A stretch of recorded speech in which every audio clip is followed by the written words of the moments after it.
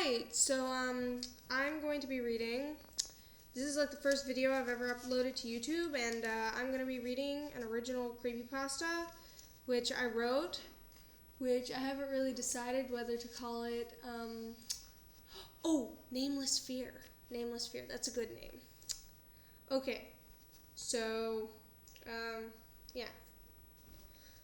It started off as any normal day in September, warm and bright, with a cool, crisp breeze that foreshadowed the season to come.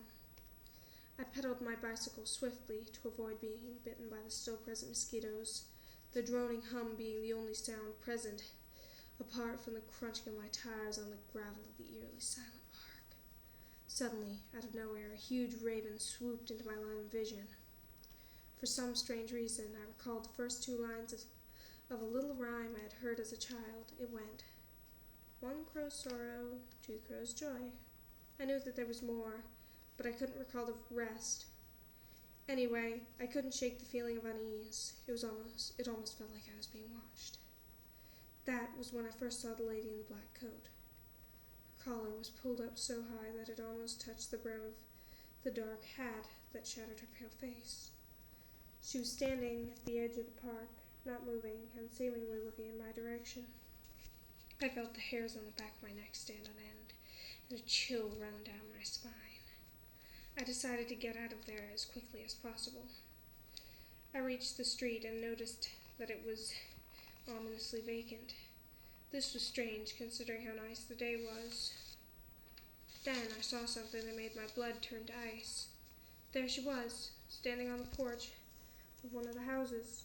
My pulse quickened, and fear began to set in. How did she get there so fast? I thought in a panic. And where is everybody else? I decided to ride my bike downtown to see if there was anybody there, but I couldn't seem to find my way through this suburban death maze. A twisted and unfamiliar parody of my hometown, with a dark figure growing ever closer with every turn I made. Suddenly, I woke to the beeping of my alarm clock, relieved that the nightmare was over, until I saw the woman sitting at the foot of my bed. But now she wasn't wearing the hat, and her collar was pulled down so I could see her face. The horrific face with sunken dead eyes and cheeks.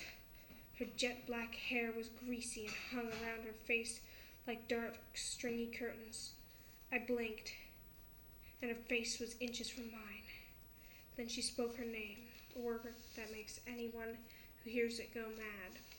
Beware, or you may be the creature's next victim. You never know whether you are awake or in her twisted mental hell.